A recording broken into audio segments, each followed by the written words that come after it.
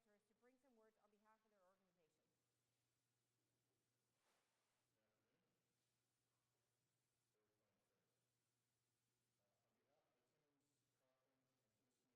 On behalf of the Timmins, Cochrane, and Timiskaming District Association of Realtors, I'd like to thank the Chamber for organizing this event and allowing us to participate one more time. And especially thank you to the candidates for participating. This event is a great opportunity for the candidates to get their message across and for the public to hear what the different platforms are, both locally and provincially.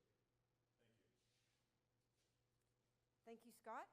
I would now like to invite Richard Kempler of the FGA to say a few words. You're good to speak.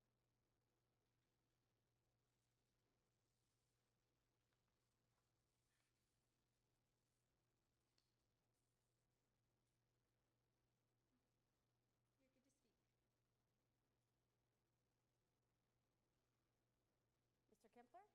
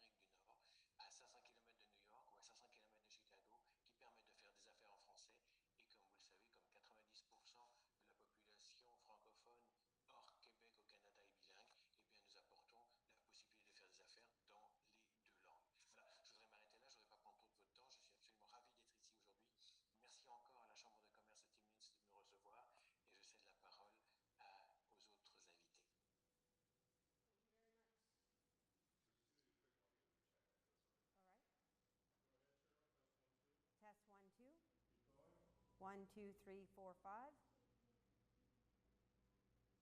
candidates, please. George? Hello, Cameron, how are you? Very well, nice to see you. Testing 1, 2, 3, 4, 5, 6, 7. Nice to see you. Good to be here.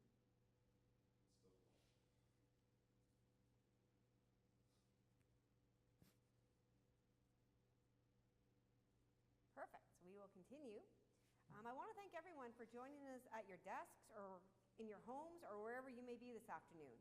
I'd also like to thank Mark Rogers of Near North Video for providing our live stream, which is being shared across the region. Today, your participating candidates for Member of Provincial Parliament are, in alphabetical order per their last name, Gilles Bisson of the Ontario New Democratic Party and George Pirie for the Progressive Conservative Party of Ontario. The Chamber extended an invitation to the Green Party of Canada representative who did not respond.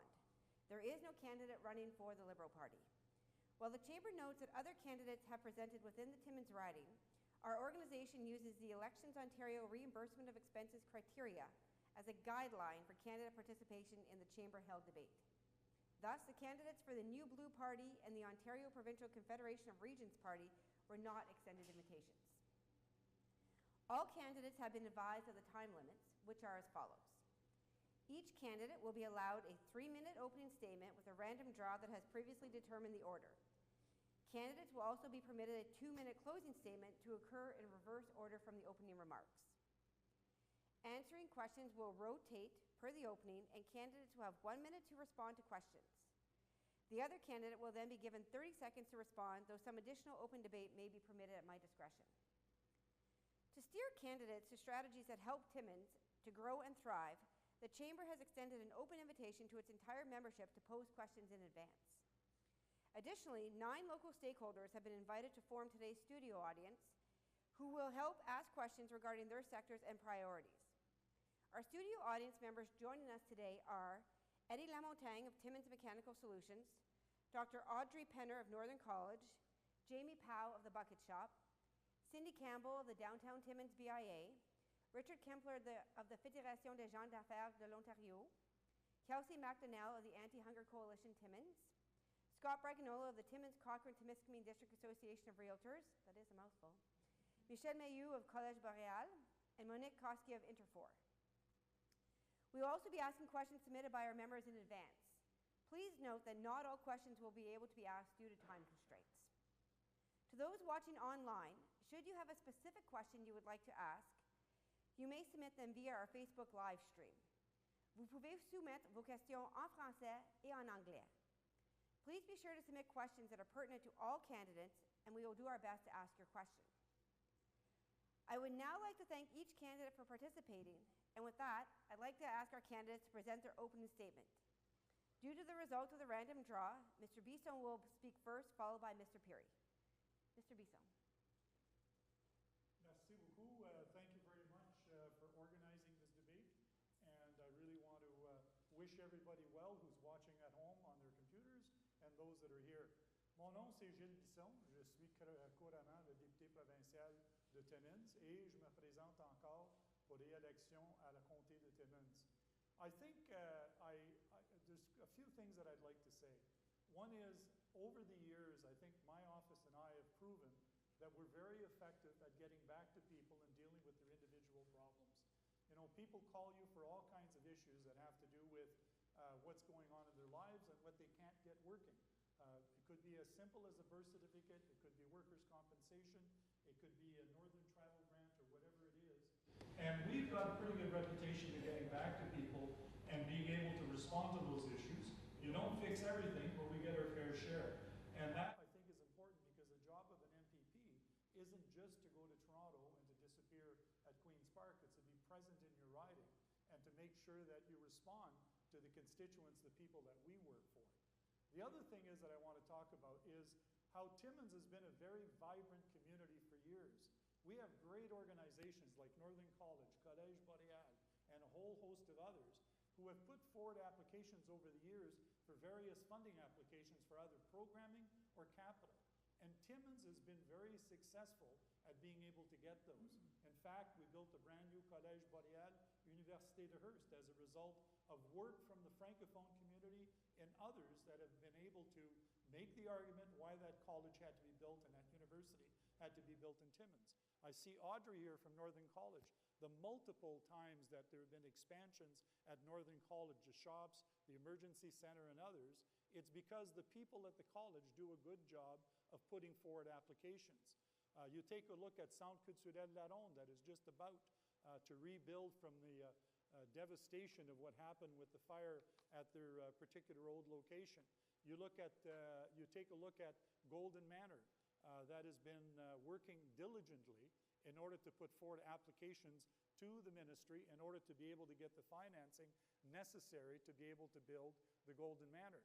All of these things didn't happen because of one person. There's no one person that makes this happen. It's by all of us working together.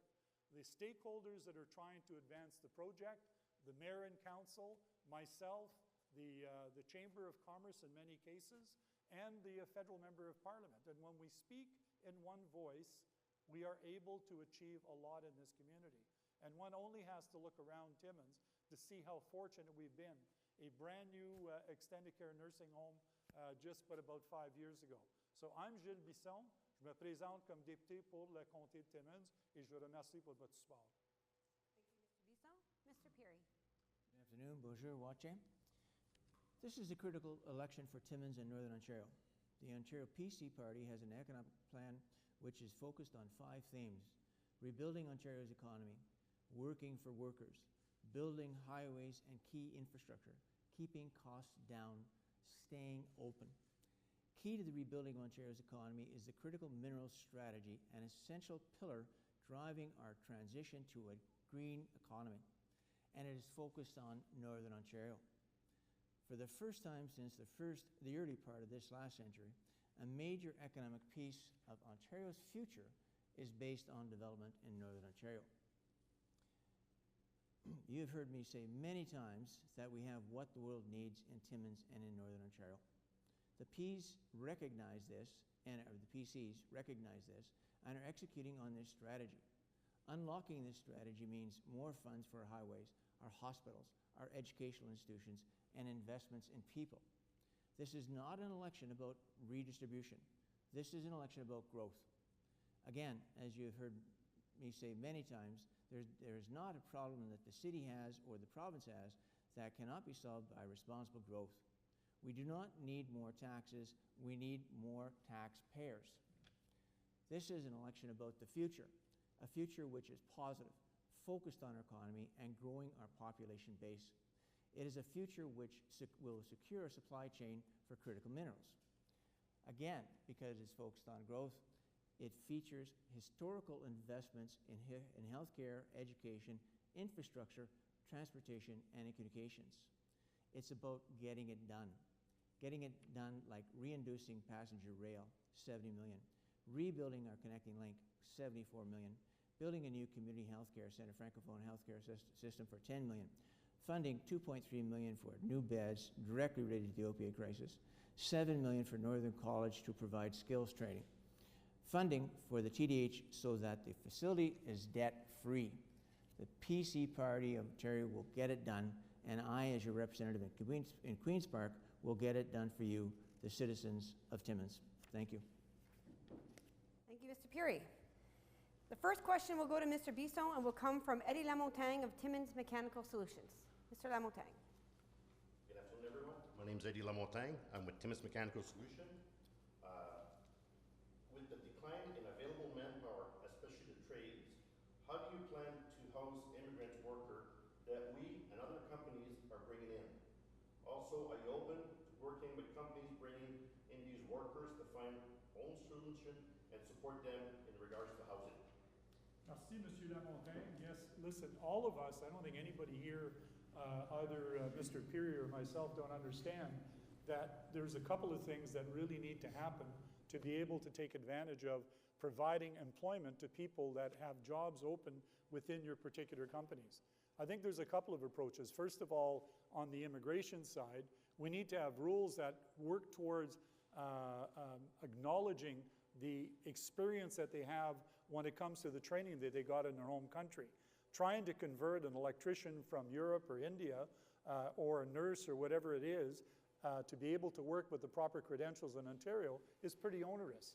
And one of the things that we want to do is to work with our community colleges and other trade associations in order to be able to move so that we can get those things done quicker.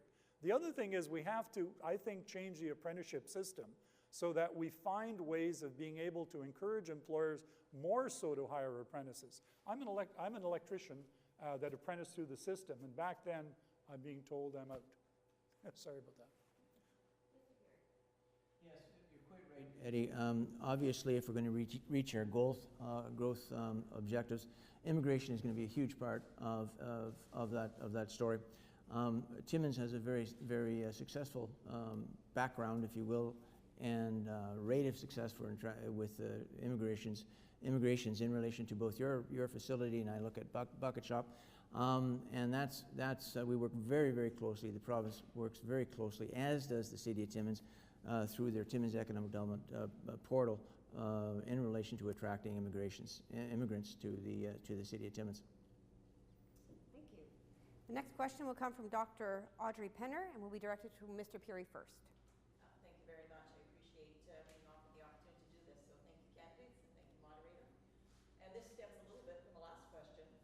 Northern College is actively involved in expanding its international student body. This will also assist our regional demographics if we can encourage these students to stay as graduates and settle down in the region. Attracting them to the north is the first step. If your party forms the next government, what can your government do to assist rural and remote colleges such as Northern to attract and retain international learners to the region? Well, first and foremost, it's based basically on ensuring that the programs that are offered for Northern College will attract the immigrants in the first place. We've got a very successful immigration program with Northern College. I believe there's over 900 immigrants in relation from India. Part of attracting people and keeping people, of course, is the welcome that they get from the City of Timmins. We just had a Sikh temple that was opened in Timmins. It was welcomed with open arms within the City of Timmins, and it was also encouraged and received welcoming accolades from the province. So the province supports all forms of immigration. Thank you. Mr. Bisson? Well, I think a number of things. I kind of touched on it, Audrey, is that we need to work better with colleges and universities to be able to find ways of getting people that have had training in previous where they came from and being able to convert that in some kind of a way to a certificate or diploma here in Ontario. So I think there's a lot of work to be done there, and I think we talked about that before. The other thing is that you have to have the social infrastructure in place in your community. One of the things that I hear a lot from all citizens in this town is being able to get housing. And one of the things that we're saying as New Democrats, we have to be able to build up the housing stock, because without that, even if people want to stay, where are they going to go? Thank you. The next question will come from Jamie Powell of the Bucket Shop and will be directed first to Mr. Peary. First of all, I'd like to thank the Chamber for hosting. Thank you, Cheryl, for moderating, and thank you to our candidates for your commitment to make our region better. There's going to be a common theme amongst our questions here. For several years, we've experienced a deficit in our labor force, where there are jobs available and unfortunately no people to fill them. Recently, a labor forecast has shown deficits in the next several years that are reaching critical levels. How would you and your party propose to support industry and education to grow the quantity and the quality of the labor that are forecasted as a shortfall? Recurring theme within the city. I think you could reach out to any organization. You could see that there's shortage of skilled workers. 30 mechanics at any given day. Some of the initiatives that are being done within the Bucket Shop themselves are training of the Indigenous people. That was a very wise and great move by the Bucket Shop in relation to training with female candidates in relation into welding. The skill shortage in trades started a number of years ago, and it started in relation to the de-emphasis of trades in the post-secondary education. and secondary education, I'm sorry. It was really thought a number of years ago that the trades weren't important. Catching up on that is critical, and that's been exactly what Minister McNaughton has been all about with their trades programs, and encouraging the investment of new trade programs within Northern College and other colleges throughout the North. Significant investments, including, as I said, $7 million in Northern College alone, for and to encourage the development of trade programs in the City of Timmins. Thank you. Mr. Bisson? Well, I think a number of things. First of all, thanks for the question. As you know, I had an opportunity to visit with you and talk about these issues in more detail. I think there's a number of things that have to happen, and George touched on one, and that is we need to look at the local market, the local community here, as far as who is it that we can fit into these jobs with proper apprenticeships from our Aboriginal community, from non-traditional sources of where there is labor that we can get in. But once I think we get the person in the door, we need to support them. And I think our apprenticeship training system is not what it used to be. When I apprenticed as an electrician, you as an employer got a subsidy for the first 3 years. That was an encouragement for you to do that. You paid me the proper rate in order to be able to learn my trade. Then when I went to school, trade school, that was covered by the province. And no longer is it so. So in some ways, I think we're discouraging people from getting into the trades by way of our example of how the trade system works. And I think there has to be a bit of a rethink. Thank you. I now invite Cindy Campbell from the Downtown Timmins BIA to the mic to ask a question first directed at Mr. Bisson. Good afternoon. Thank you to the Chamber for organizing this event, and of course to our candidates for being present. Small businesses in the hospitality industry were negatively and economically impacted by the COVID-19 pandemic and will continue to experience the effects for years to come. People used their life savings to keep their businesses going, took out loans to keep their businesses going, and many lost their much-needed staff and are struggling to rehire. If elected, what does your government propose to assist small businesses to regain their economic prosperity? Thank you, Cindy. I think all of us will accept and agree that it's been extremely hard on the small business sector, especially restaurants and those types of businesses. I think a lot of the businesses understood that these measures had to be taken, but the type of support that we needed to keep them open was given to an extent, but not as much as they need. And one of the things that we've argued from the beginning is that the process should have been a little bit simpler. How many times did George, myself, or the Chamber of Commerce or yourself get called by a business who applied for the money available and never got the money out of the door? And we've had to intervene in a number of those to get them done. So one of the things that we're saying is, as we go through this pandemic, we believe that you got to give the proper supports to small businesses to keep them alive. If you don't do that, they're not going to survive, and that means our communities are affected in all kinds of ways. So you can count on us, both New Democrat as a party and as a government, and myself to continue working towards supporting our small business sector. Mr. Peary. Yes, undoubtedly, the small businesses in the City of Timmins were affected by COVID. Undoubtedly, it was difficult for the employees and families. Undoubtedly, though, the PCs responded to this crisis. There was over $1 million that was given to Timmins businesses with COVID costs. Funding went to 57 businesses to help the businesses to get through this. I think the pandemic, the response for the province was phenomenal. The other thing that has to be really recognized within the city is the fact that everybody pulled together to get through this. Large businesses, small businesses, the city, everybody pulled together to fund and help the community through this dreadful time. So, quite frankly, yes, I think the province has responded. Will continue to respond. Thank you. I'll now invite Richard Kempler of the Fédération des gens d'affaires de l'Ontario via Zoom to ask a question, and the question will be directed first to Mr. Peary.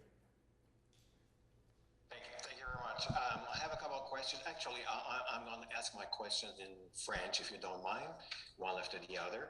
À nouveau, bonjour. Ma première question, comme vous le savez, Timmins compte environ 16 000 francophones, dont un grand nombre sont des chefs d'entreprise ou des chefs d'exploitation.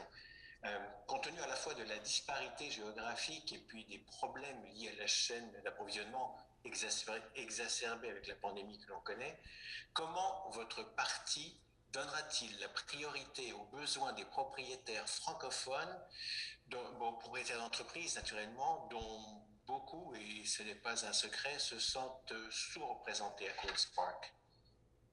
Perfect. I will translate that question for our non-Francophone audience. Timmins boasts 16,000 Francophone speakers, many of whom comprise business ownership or operation leaders. Given the geographic disparity and supply chain issues, how will your party prioritize the needs of Francophone business owners, many of whom feel underrepresented at Queen's Park? Mr. Peary. Well, whether or not they're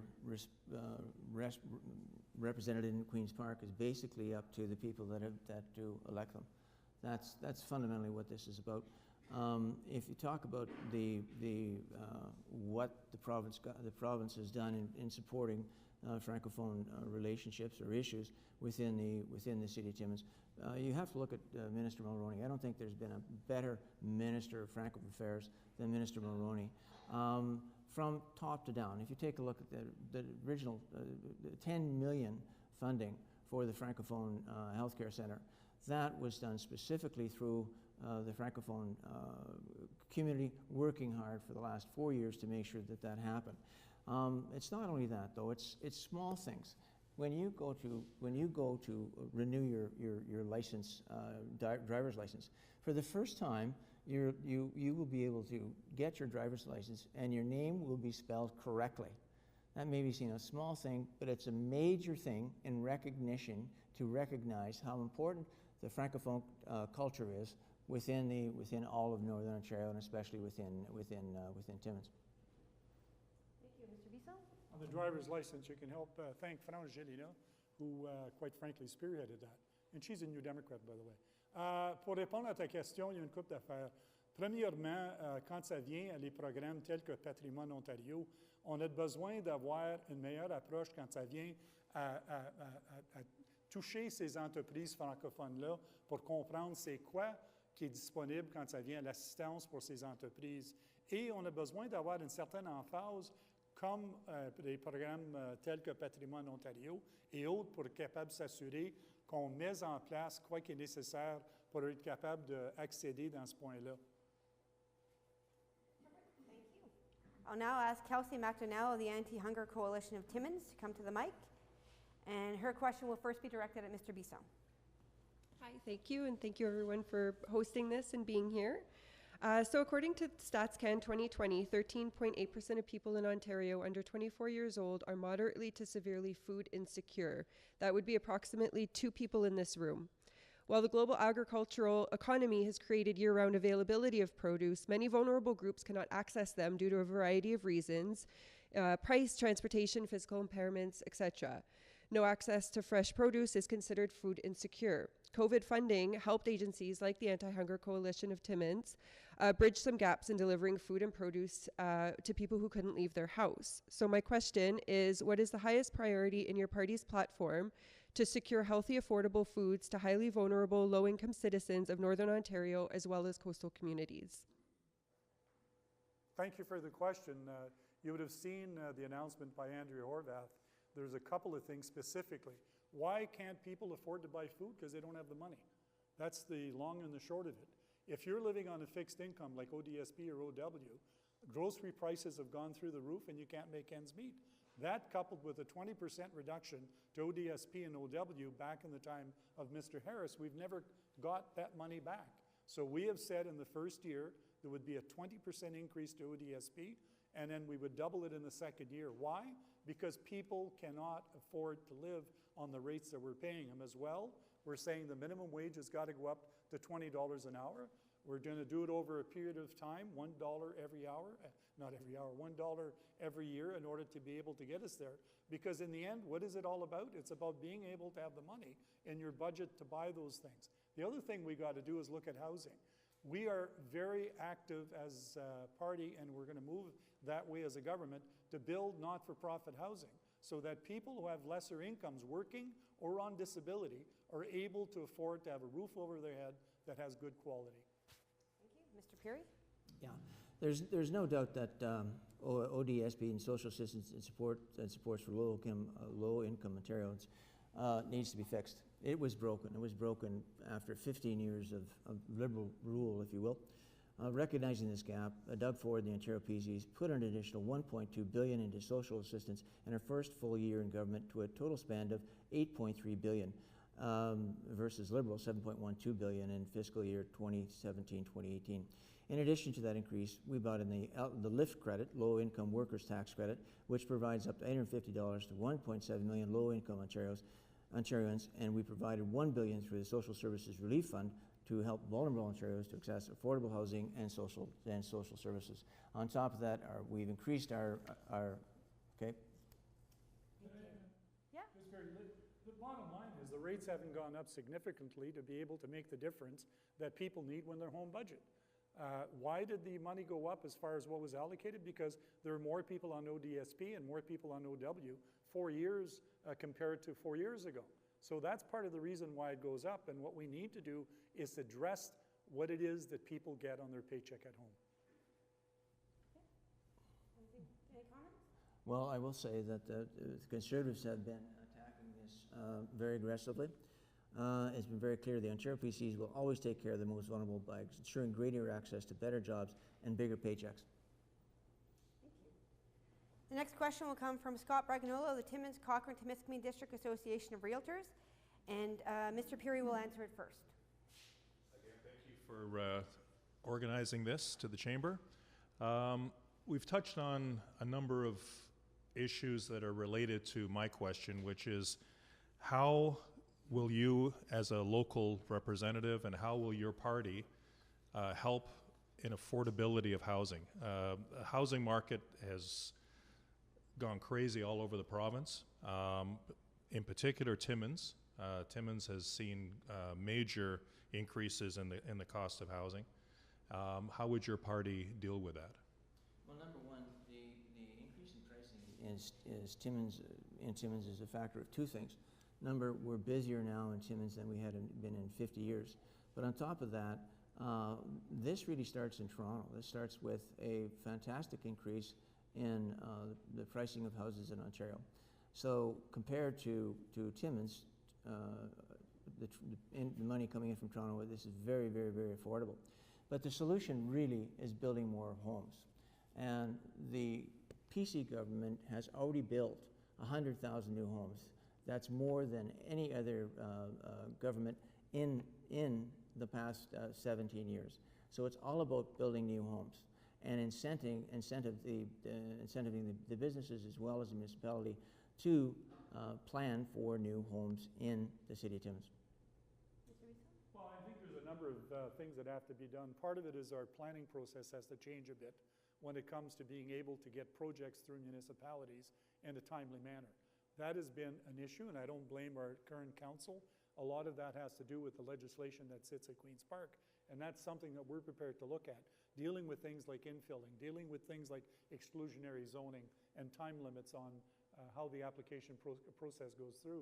The other part is we need to be able to deal with how people are able to get financing for their homes, because when you're trying to get a mortgage and you have to put a huge amount of money down and the price has gone up, it gets pretty difficult to add those things up to where you can actually go in and buy the home. So one of the things that we're talking about is putting in place the type of incentives necessary to be able to assist people to afford their first home and to be able to get into the housing market in itself. So we understand the other part, obviously, is the not-for-profit housing side. We need to be able to increase that stock, and I don't think there's anybody in this room that would disagree with that. Thank you. I will now ask Michelle Mayou de Collège Boréal to come to the mic to ask her question, which will first go to Mr. Bisson. Salut, merci. Je vais demander ma question en français. Donc, nous sommes souvent fiers du fait que 51% de la population de Timmins s'identifie comme étant bilingue. Avec le vieillissement et le déclin de la population de Timmins, il devient de plus en plus difficile de maintenir ce même taux de représentation. Des établissements comme le Collège Boréal travaillent fort pour attirer des étudiants de partout dans la province et de l'étranger afin de maintenir et même augmenter ce pourcentage au sein du marché du travail local. Quelle stratégie votre parti et vous-même mettrez-vous en œuvre pour aider à retenir nos diplômés francophones nouvellement qualifiés dans notre région? So I'll translate that. So we are often proud of the fact that 51% of the population in Timmins identify as being bilingual. With the aging and declining population of Timmins, it is becoming increasingly difficult to maintain that same percentage. Institutions like Collège Boréal are working hard to attract students across the province and across the world to maintain or increase this percentage. What strategies will you and your party implement to help retain the newly skilled and French-speaking workers in our region? Bien, je pense une des premières affaires, c'est qu'on a besoin d'avoir un système d'éducation qui donne la chance aux élèves de la maternelle, aller au postsecondaire pour être capable d'étudier en français. C'est pour ça qu'on a travaillé très fort. Vous voyez Gaétan qui est ici et autres, quand ça vient à s'afficher comme francophone et deuxièmement, s'assurer qu'on a des institutions telles que le Collège Boréal et l'Université de Hearst pour être capable de donner un chez nous pour le monde à continuer leurs éducations en français. Là, quand on regarde au futur, on a besoin de dire quoi qu'on peut faire pour encourager plus de jeunes d'être capables de s'établir dans ces institutions. Et ça, c'est à travers des bourses et d'autres qu'on a besoin de mettre en place. Et aussi, on a besoin de regarder les pays étrangers pour donner au gouvernement fédéral, l'occasion de dire, il n'y a pas un que Montréal, il n'y a pas un que Toronto, il n'y a pas un que Calgary. Tu peux venir à des places comme Timmins ou Hearst ou Cap et t'établir ici d'une manière qui va être franchement bon pour toi et ta famille. Yes, attracting and retaining Francophones is something that, again, the province is aggressively pursuing. You know the immigration file is very active at College Boreal. You know they come from West Africa. And quite frankly, the province will welcome anybody into that's qualified as an immigrant into the province. We've got a scarcity of workers, and that's the first thing we must do. We must fill that shortage of workers that's available. And quite frankly, if 100% of them were from West Africa, that's fine for the province. Thank you. Now I'll ask Monique Koski of Interfor to step to the mic to ask her question, which will first go to Mr. Peary. Yes, thank you for hosting. My question is, so one of our industry's largest barrier is the trucking capacity to move logs, lumber, co-products. This is driven by a driver shortage. Young people are not becoming truck drivers, just the inability or inaccessibility of insurance. As a young driver, if you qualify, the rates are roughly $25,000 a year. My question is, what does your party plan to do to assist in regulating the cost of insurance or supporting young drivers? That's to me, eh? Yeah. Yeah, that's a very good question, and thank you for the question. There's more to this than that as well. There's other barriers that are associated with the fact that truck drivers, whether it's with the forestry sector or mining sector, are scarce. For instance, Rubinos would employ a truck driver at $35 an hour. They get hired to work at Lakeshore and to drive scoops, and then they're employed with bonuses at $75 an hour. So there's two parts to this. The provincial government has been working very aggressively, again, on the whole question of insurance. That's number one. Number two, the support of training on truck drivers is seen in evidence through College Boreal and again in Northern College and private industries like William Day that has the packages that train these drivers. So once again, it's a shortage of people, of labor, and attracting labor, qualified labor, across the board, whether it's truck drivers, whether it's mechanics. That's really the end. That's the issue. Thank you, Mr. Peary. Mr. Bisson. Well, a couple of things. First of all, we've been trying to push the provincial government, Mr. Ford, to address the insurance question. I've had the phone call with family businesses where they've been operating for years. The son or the daughter, in some cases, decide that they want to follow mom or dad's footsteps when it comes to being in the trucking industry, and they cannot do it because the insurance that the company has to pay to insure the young driver is through the roof.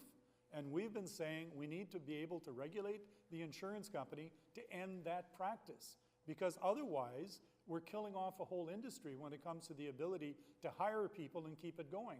What are we going to do when the older drivers of my age and a little bit younger are at the point of exiting the industry?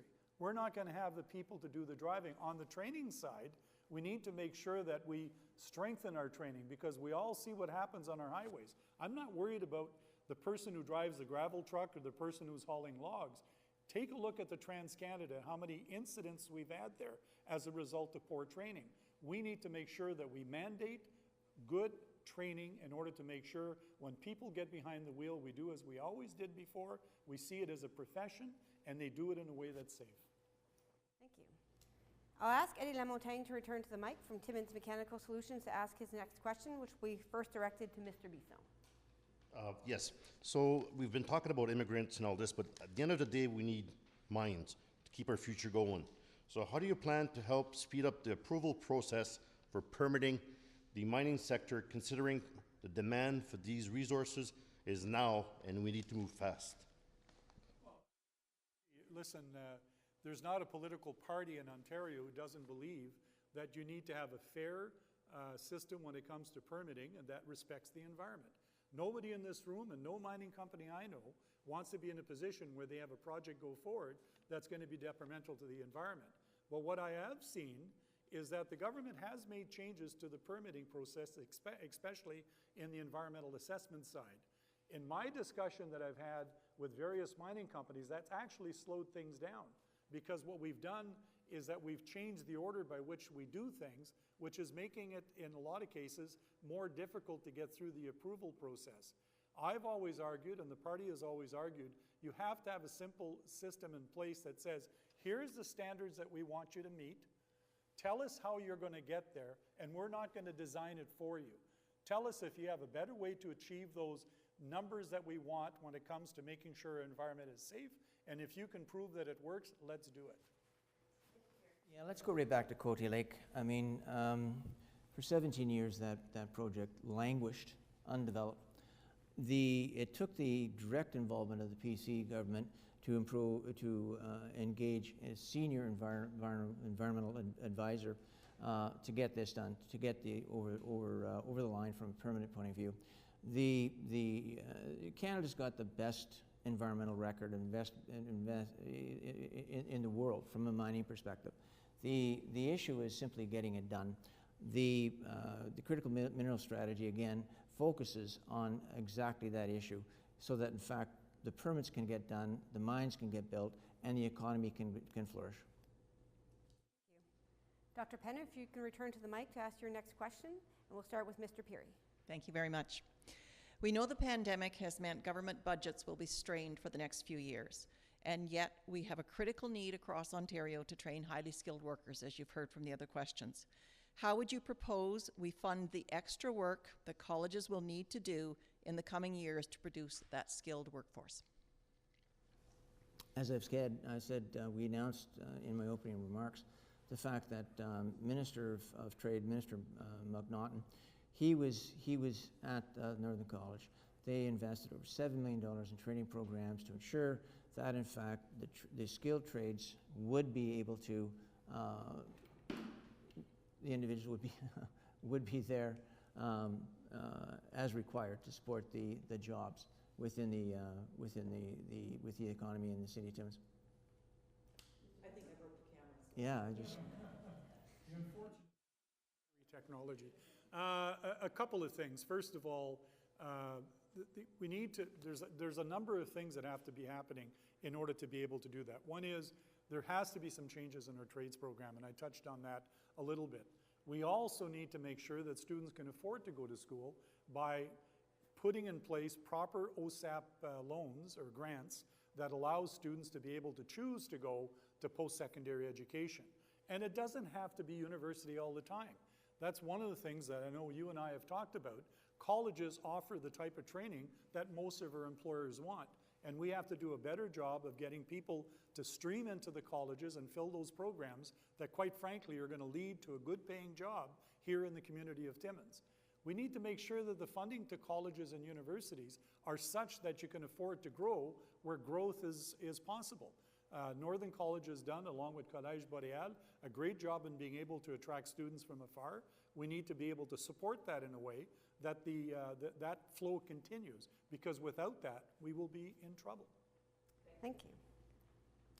I'll now invite Jamie Powell of the Bucket Shop to ask his next question, and we'll begin with Mr. Bisson. Thank you again. The natural resource sectors in Northern Ontario have proven to be an economic engine, not only locally, but nationally. How would you foresee continued collaboration amongst all the stakeholders to ensure that we continue economic growth and diversity? Well, I think what we need to do is to be able to put in place the attitude, number one, and number two, the funding necessary to be able to assist where necessary. For example, we have the Northern Heritage Fund. We have other funds that are out there, as you well know, who have assisted a number of businesses in our community over the years to be able to invest in those things that allowed you to be able to get into another part of the market that you may have not been able to have access before. We also have to take a look at the issue of how do we as a province assist in being able to open other markets to businesses such as yours and others. I know when we met the last time, you have business in Africa and different parts of the world. I don't think we're doing enough as province and federal government to be able to figure out how Canada can become like the Scandinavia of economies when it comes to tapping in what we do best and being able to sell those things in other countries around the world. So I think there's a number of things that we can do, and we as New Democrats are interested in being able to work with you to make that happen. Yeah, once again, this perfect example of what the PCs are doing to advance the economy is the critical mineral strategy. And we're not just talking about it, we're doing it.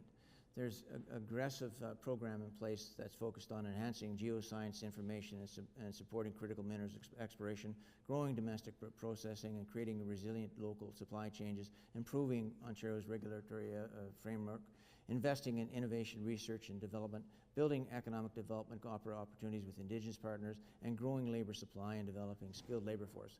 It's a very complex, entwined, and comprehensive strategy to ensure that Ontario will be a leader in driving the new economy, which is the green economy. Thank you. I'll now invite Cindy Campbell of the Downtown Timmins BIA to ask her next question, starting with Mr. Peary. Thank you. The opioid crisis and homelessness have affected downtowns in Ontario. These social issues have resulted in the perception of safety issues and perception of increased criminality. The economics of homelessness are hurting small businesses in downtown Ontario. What does your government propose to assist persons with mental health and addictions challenges? I'm quite frankly very proud of the province's response in relation to the homeless and the opioid crisis. If you talk to DSAB, they will tell you that the province has responded, the PC government has responded more on in assisting the homeless crisis in Ontario and Timmins more than any other party. The opiate crisis, as you know, has been led by myself as the mayor, and again with Michael Thibodeau. We have two fantastic doctors, Dr. Bellimer and Dr. Sampson, who are leading that charge, and actually they're a model.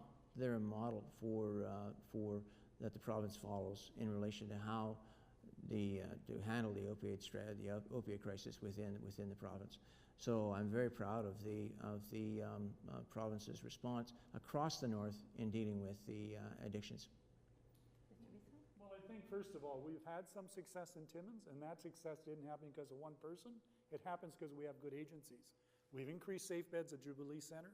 We've provided funding to the hospital in order to provide place there for be able to do treatment. We've provided money as well to our police and to the Canadian Mental Health Association to be able to augment their services, plus the Firekeeper program. So there has been work that's been done. It's been done by our community, mayor and council, myself and Charlie, in order to be able to advance those things, but more has to be done.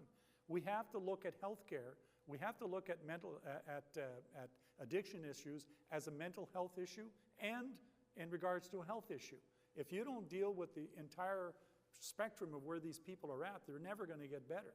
And so that's why we're saying as a party, you need to move mental health from where it is now into the OHIP system so that we can wrap services around people to be able to deal with the issues that they're having to struggle with. Yeah, I mean, again, just to be clear, the Conservatives were the Progressive Conservatives were the first party that appointed Minister Thibodeau specifically to deal with addictions. So it starts there. It starts with leadership, with the party. The funding, the 2.3 million, again, that was again an enlightened funding that happened throughout Northern Ontario. But it would not have happened without an individual and a group advocating for those dollars to be spent here in Timmins. And that's what we need. We need a strong advocate for improving the mental health care facilities here within the city of Timmins. Yeah? It's not one person that does these things. The $2.3 million that we got from the province was done. Why? Because everybody was involved, and you were part of that process, and I give you full credit for that, Mayor, and the council, the doctors and others. But there's been an approach in this community where we've put people together, including the DSAB, including the agencies, to be able to come up together and say, what does this community need? And we work together. The great thing about the city of Timmins is once the elections are over, we work together to achieve what's important to our community. And I don't think any one person can take credit for that. Yeah, I don't think a situation where it's not anybody standing up and saying that was one person, but quite frankly, it was led by the Conservatives. It wasn't led by the NDP. Listen to what the Drs. Bellemers and Dr. Sampson said about this. It was not led by the NDP. In fact, the NDP was not involved at all. That is not true, and you know it's entirely true. It is not. Listen, I'm going to go back and say again, all of these projects we work with, we work together. I met with Thibodeau. The Northern Caucus met with Thibodeau. We've said to him that these applications were coming because why? We knew because we worked with those organizations such as the hospital, the Jubilee Center, South Cochrane, Canadian Mental Health Association, the police and others. So to all of a sudden say, oh, you're a local, that this didn't happen because of you, it happened because of us. We work well as a community, and the more we remember that, the better we're going to be. Somebody has to be the advocate, and it wasn't the NDP, and it hasn't been the NDP. That's the bottom line. Okay, so we're going to move on to the next question. Thank you. Thank you. I'll ask Kelsey McDonnell of the Anti-Hunger Coalition to come to the mic to ask the next question, which will be first directed to Mr. Bisson. Along kind of close to the same lines as Cindy was saying. So we know that Indigenous people are overrepresented in food insecurity and areas such as homelessness in our community. Homelessness makes securing healthy foods quite difficult. The 94 calls to action to truth and reconciliation speak to what steps all levels of government should be taking to minimize the gaps that were created from a long history of colonization. Through this lens, what are your party's plans to support agencies and non-for-profit organizations to be able to address the barriers that vulnerable Indigenous populations face to access healthy, affordable, culturally appropriate foods? Well, first of all, we have to be able to, as a government and as a province, understand that there's a problem and be willing to do something about it. The government has taken some steps. I'm not going to say that the Ford government hasn't taken any steps, but they lack the will to be able to tackle this. For example, where are ODSP rates after 4 years in office? ODSP rates are barely where they need to be, even to catch up to inflation. What are we doing for not-for-profit housing? Because you're right, if you do not have a roof over your head, it's pretty hard to be able to do the things that you just talked about. And we are saying we need to invest in not-for-profit housing as well as private housing in order to be able to provide an ability for people to have a roof over their heads. We also have to accept that we are going to have to put money in the system. You've got to support those not-for-profits and others out there that are working day to day with people that are on the street that don't need to be there. And you do that by making sure that you put in place the programming, You support the programming by way of finances, because in the end, if we don't do it, it's far more expensive because we end up having to clean up the mess, which becomes very difficult to do. Yeah, there's no doubt about the fact that it has to get done by the Indigenous, work has to be done in the Indigenous file.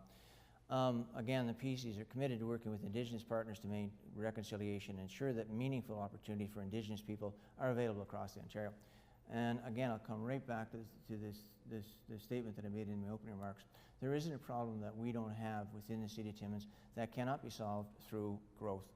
If you take a look at what was developed at the beginning of December, and that was all of the chiefs and leaders from the coastal communities with Minister Rickford, with the Minister of Environment, that got everybody together, and again, where the commitment to recognize treaty rights was again recognized, and with the commitment for responsible growth. That's where this starts. If there's going to be a future for the Indigenous communities, then they have to be partners, and they have to be partners with economic reconciliation. And that is a very important phrase to remember. That's where this starts. Thank you. J'invite maintenant Michel Mayou du Collège Boréal.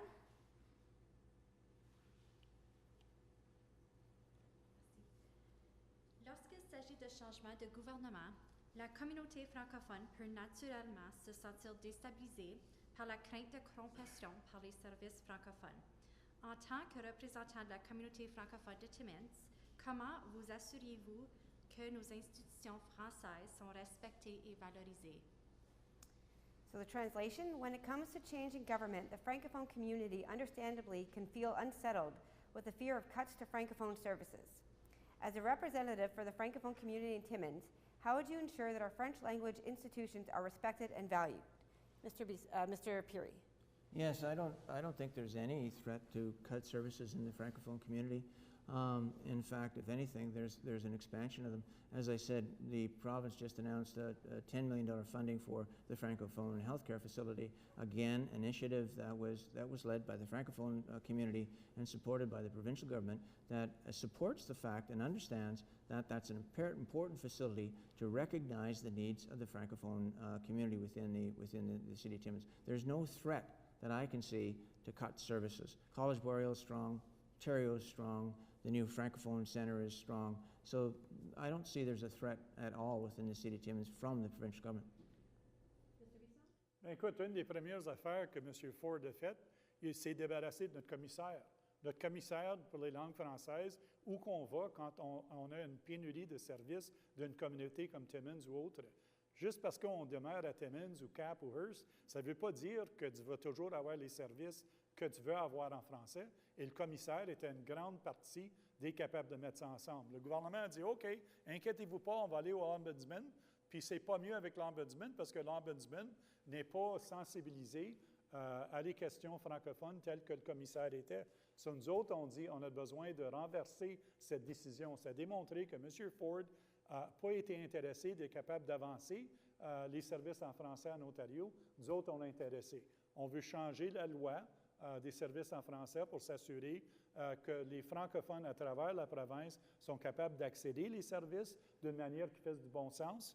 On veut s'assurer que les organisations qui travaillent dans la communauté francophone ont le réseau et aussi le financement nécessaire pour épanouir les services ici à travers l'Ontario.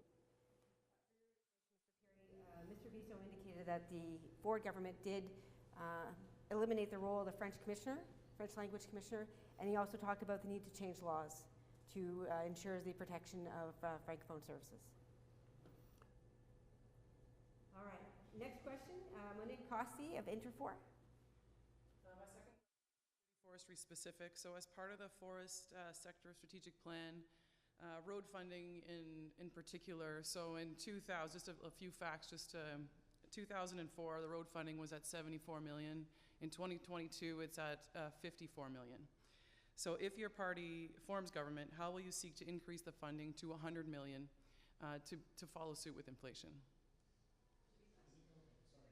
Thought it was the other way around. We've already committed to that. So as a party and as a government, we understand the importance of these roads. They're not just roads for forest companies.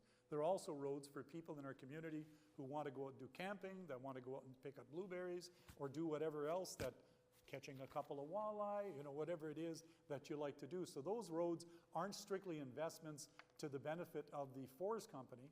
It's the investment towards the quality of life that we have here in Timmins and that we so much enjoy. The other thing that we're interested in doing, and it's a little bit off of what you're asking, is that we need to make it easier for people to be able to get crown land to build cottages. There's a huge industry to be had in our area if people are able to get access to crown land. If you're looking for crown land today to be able to build a cottage on some lake somewhere, good luck. You're not going to get it, and you're not going to get a land use permit. You have to buy privately, and that is very restrictive when it comes to the budget for individuals. So we want to address that, and access with those roads will help us get to some of those lakes that, quite frankly, we can get people to build cottages on. Mr. Peary? Yes, there's no doubt that Minister Rickford, who is Minister of the Northern Development Mines and Natural Resources, is a strong advocate and supporter for forestry. There's absolutely no doubt about that. And I'm convinced, and I know that the province is committed to this as well, to funding the roads as required to support the forestry industry within Northern Ontario. Bottom line. Thank you. I'll ask Jamie Powell to return to the mic to ask his third question. No, this was my backup, so pardon me, I'm a little caught off guard. What strategy do you and your party have that demonstrates sustainable management of our environment alongside our economy? Once again, the provincial government is entirely committed to meet and exceed the environmental regs that are already in place.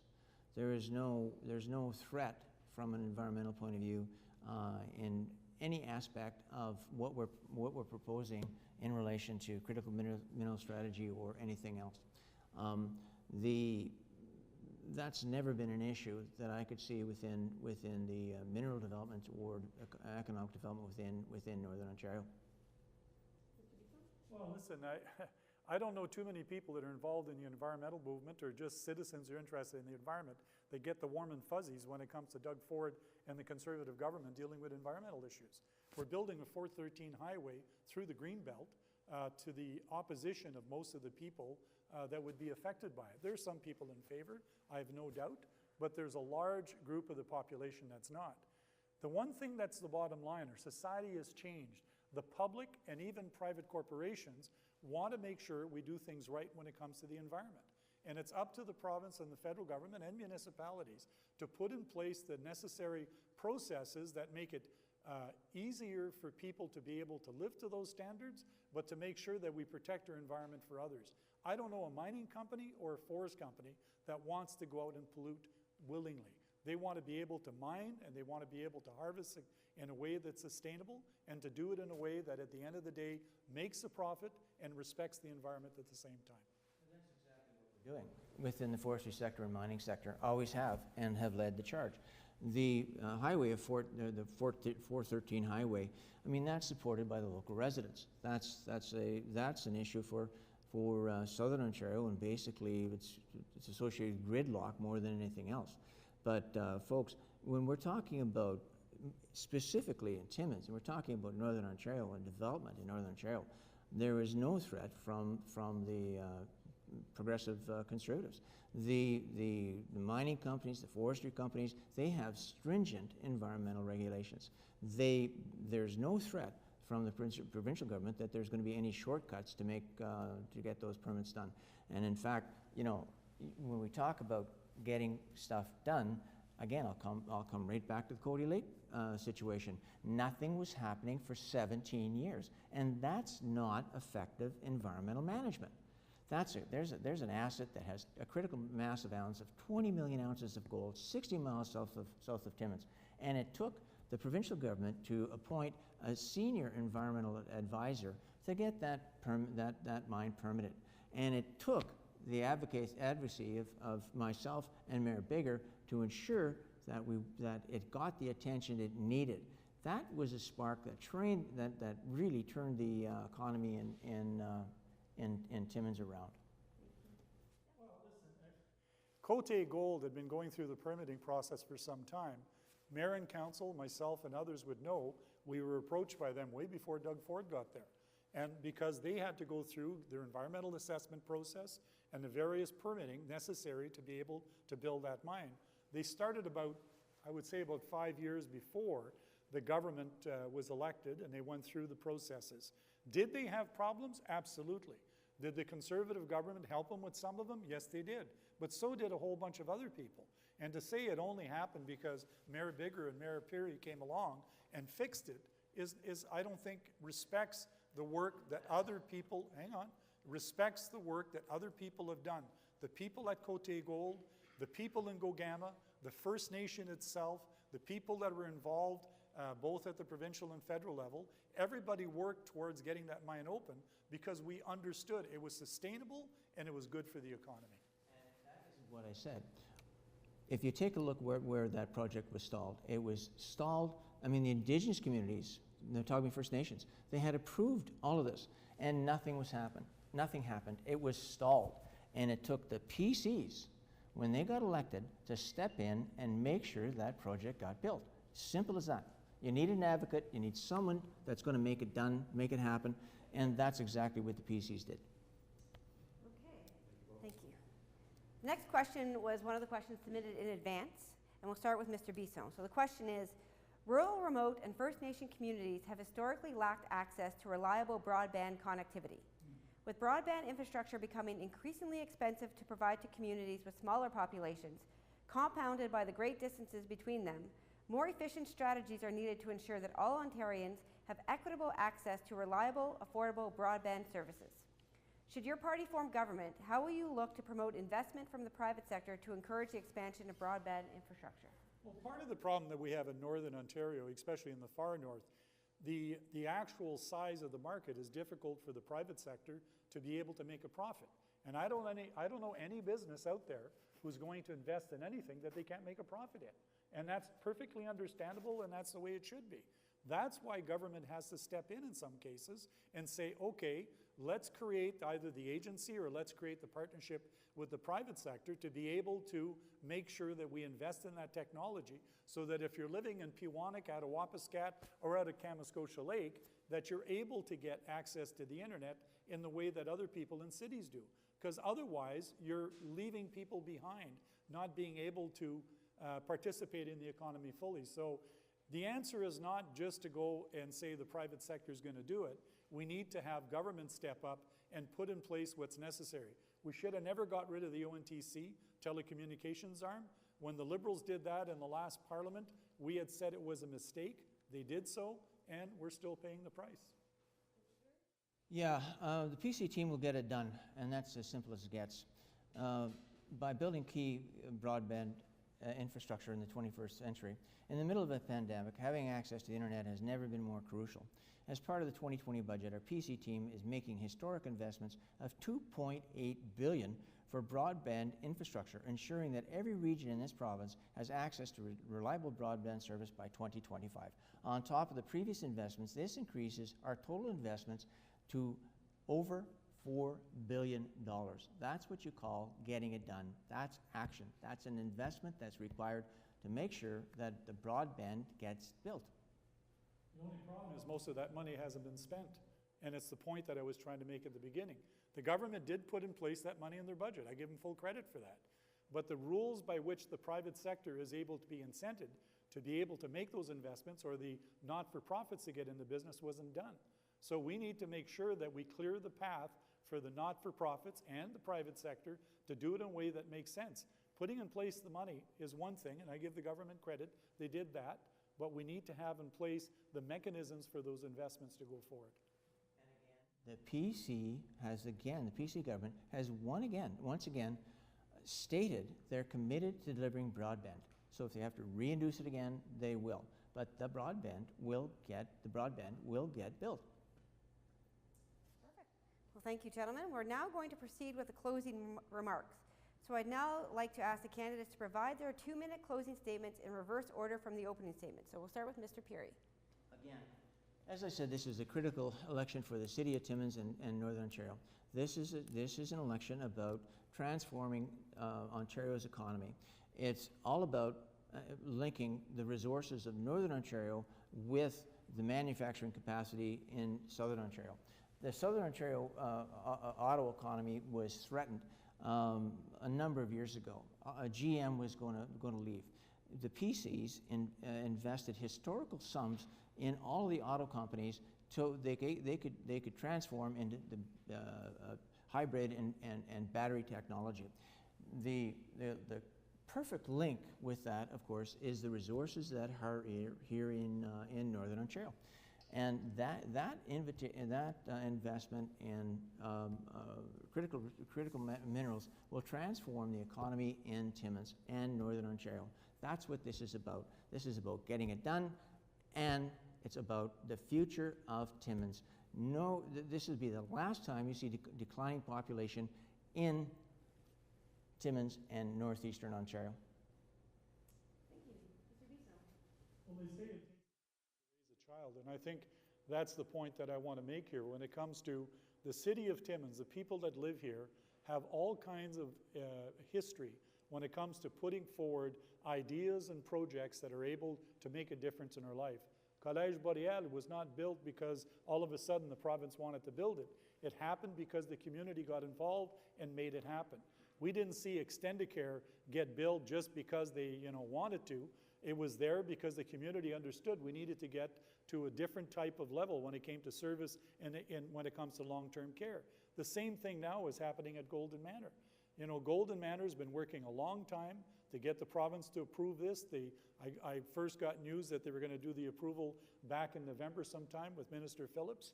Why did that happen? It happened because the college, the Golden Manor team, the city of Timmins, and others got involved in that project along with myself in order to show the importance of it.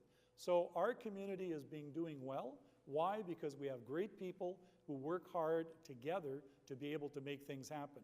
I will continue doing that as your local member of parliament, et je vous remercie beaucoup pour avoir venu à ce débat, parce qu'à la fin, c'est votre décision et je demande pour votre support quand ça vient aux élections juin le 2. Merci. So on behalf of the Chamber, thank you Mr. Bisson and Puri for participating in this event.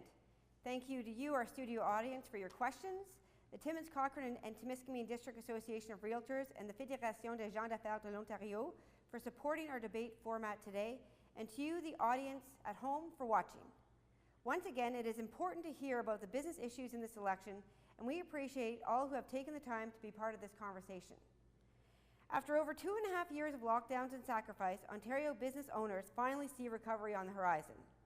As we do, each Ontarian must ask these important questions about the priorities for the next provincial parliament during this election. The choices in this election are critical.